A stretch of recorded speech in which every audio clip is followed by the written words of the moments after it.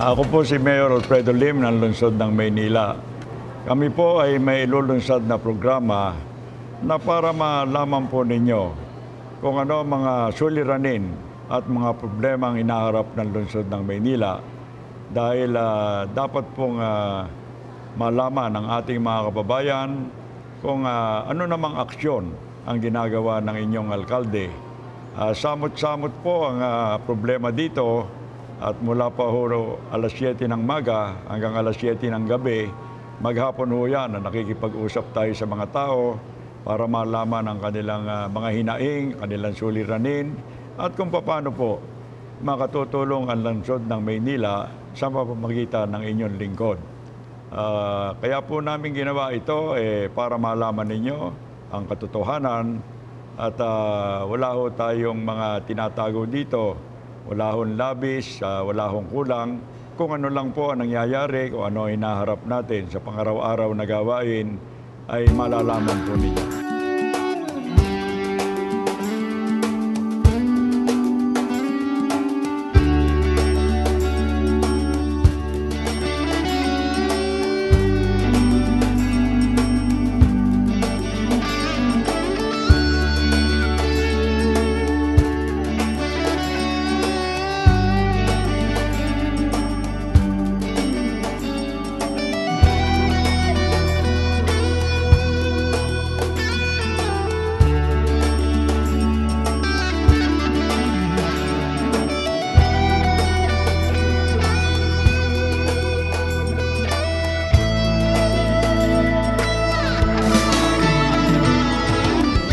Magandang gabi po sa inyong lahat.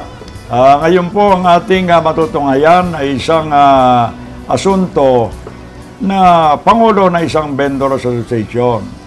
Ngunit itong pangulong ito, mientras pagmalasakitan ang kapakanan ng kanyang mga miyembro, ay kinasangkapan niya yung kanyang posisyon bilang pangulo na sinasabi niyang siya na ang bahalang magbayad doon sa mga lisensya, mga permiso ng mga vendors.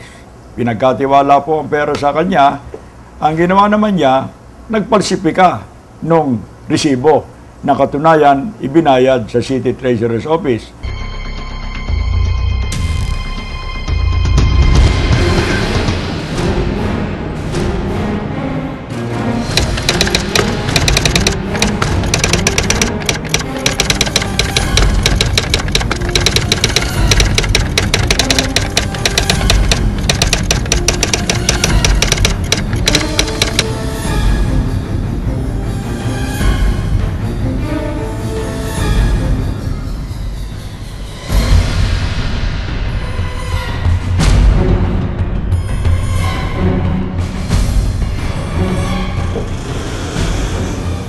Magandang hapon po, sir.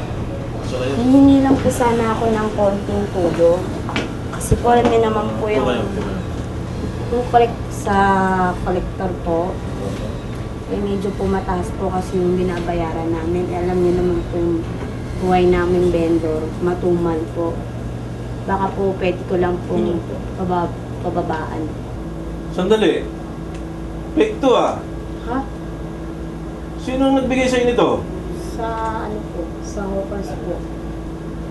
Sa rito, alamin mo nga ito. Sinong nagbigay sa kanya nitong ganitong permit na masyado mataas?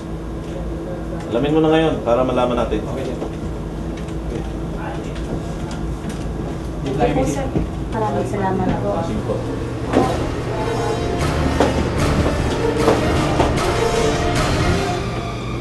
Nagreklamo po yung ibang vendors, inaksyonan ni Colonel Carlos Baltasar at nang mapatunayang falsipikado yung resibong pinipresenta niya, inaresto po itong Pangulo ng Vendors Association.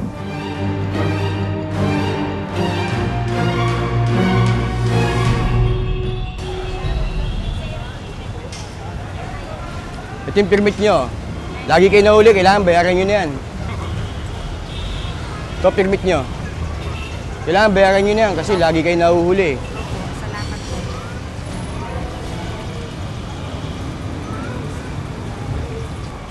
Ito yung permit mo. Kailangan bayaran mo yan. po yung nangongolekta. Dapat arrestin kita, may reklamo sa'yo. Ha?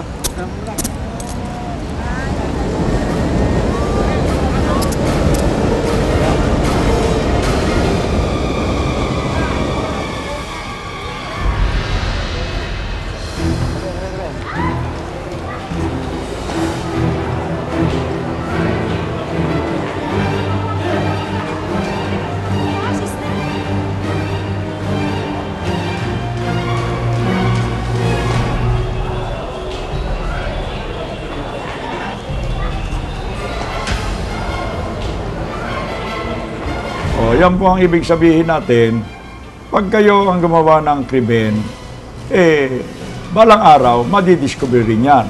Kaya ano ang moral lesson dito? Do not commit crimes because crime does not pay. Magandang gabi po. Ito po ang inyong lingkod, Fred Lim.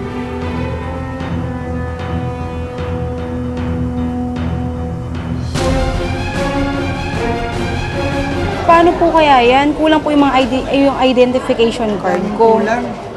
Gusto mo, ganito na lang. Kita tayo doon sa labas, sa may inner court. Usapan natin. Sir, 2,000 na lang po yung pera ko. Sana po okay na po ito kasi... Ay, polis. Hindi, sandali. Napatarabamas na sumama ka sa akin. Miss, sumama ka. Pagpapatulong lang ko to. Hindi, sandali. Halika.